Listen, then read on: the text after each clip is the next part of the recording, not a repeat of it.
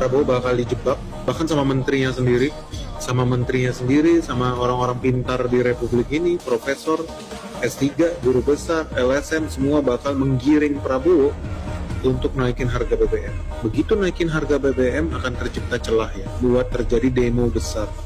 Nah, disitu bisa terjadi pergantian rejim. Kalau teman-teman tahu, di belakang layar, itu orang-orang udah pada bagi-bagi kursi, bro. Kalau Prabowo jatuh, si ini jadi menteri, si ini jadi direktur BUMN ini, si ini jadi dapat ini, jadi udah dikapling-kapling nih. Dan kalau lu lihat, polanya yang sama juga sama sih. Pas Soeharto jatuh, kan LSM banyak yang demo-demo tuh. Yang paling banyak berkoar-koar tuh soal bank sentral lah, soal fiskal lah, soal moneter lah. Si cewek itu yang pakai kacamata agen CIA dapat kursi, naik jadi menteri. Yang paling besar banyak aktivis anti korupsi segala macam. Ya ujung-ujungnya ya memang nggak semuanya cari duit lah, bergabung ke kubunya George Soros. Tapi ada juga yang join gara-gara bakal dapat kursi jabatan. Nah, kalau nanti rejim jatuh guys, lu udah tau lah yang bakal jadi presiden siapa ya, itu nggak usah dibahas. Kalau makin banyak yang ketahuan, makin banyak perusahaan-perusahaan yang selama ini memperkaya Singapura, dan sekarang barangnya harus diekspor satu pintu melalui Badan Khusus Ekspor Indonesia ini, ujung-ujungnya apa? Yang ketakutan. Bener, negara Singapura sendiri.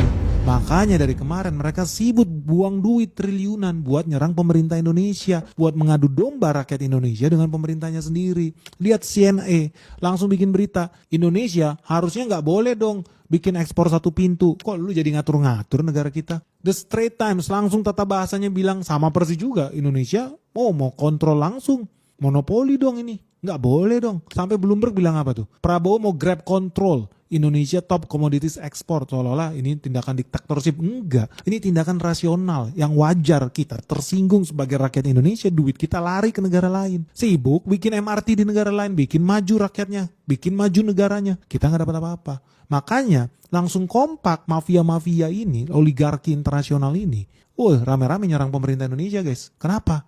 Lu lihat tuh S&P, Moody's, apa yang dibilang? S&P bilang kalau ekspor SDA dibikin satu pintu, berpotensi lu nanti rating Republik Indonesia bakal jatuh lu, bakal downgrade lu. Ngatur-ngatur lu duit siapa? Moody's sama, mereka juga anti dengan ekspor satu pintu, wajar karena mereka diuntungkan. Ini klien-klien mereka juga. Ujung-ujungnya apa? Oligarki ini nggak mau makin miskin. Singapura bakal tambah miskin. Indonesia kalau berhasil kita jalankan program ekspor satu pintu, kita tambah kaya raya karena duit ribuan triliun itu nggak lagi pergi ke Singapura, no, tapi ke Indonesia, dan ini kebocoran devisa kita. Makanya teman-teman, aneh, Indonesia itu eksportir sumber daya alam, dibayarnya pakai dolar. Tapi kok rupiah kita melemah terus? Ternyata dolarnya nggak masuk ke Indonesia guys. Dolarnya itu yang menikmati Singapura. So lu nggak usah kaget ketika pemerintah Indonesia untuk pertama kalinya sepanjang sejarah berani melawan praktek under invoicing, berani melawan oligarki Singapura. Apa yang terjadi? Saham-saham sumber daya alam di Singapura anjlok. Loh kok bisa ya?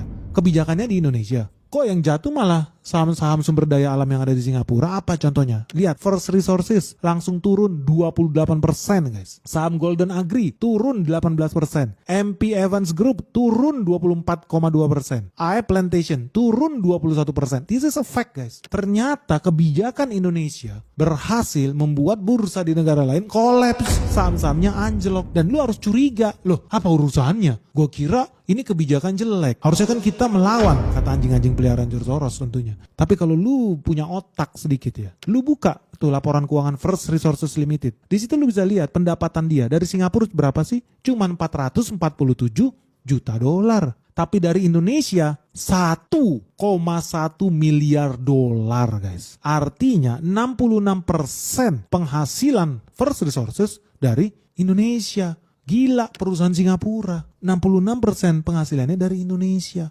Bumi Indonesia, tanah Indonesia. Tapi yang menikmati siapa? Singapura. Lu pikir gak sih? Hati-hati lu makanya diadu domba lu buat nyerang pemerintah lu sendiri lu. Kenapa? Karena oligarki Singapura udah kebakaran jenggok. MP Evans, lu lihat penghasilan dia. Tahun 2025, 99% dari kebun mereka yang di Indonesia. Gila gak 99%? Golden Agri, lu lihat Golden Agri. Produk mereka apa? Ada palm oil, ada oleochemical. Ternyata revenue dia 20% dari Indonesia.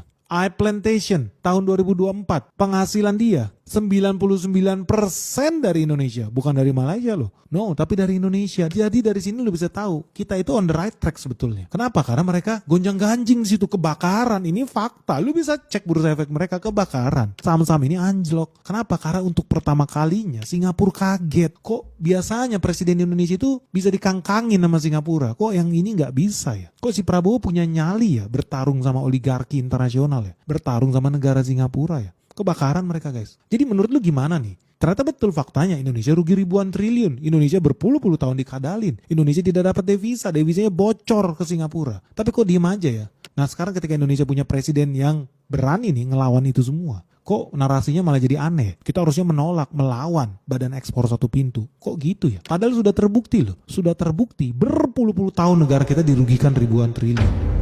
Giliran kita mau perbaiki kok malah dilawan ya?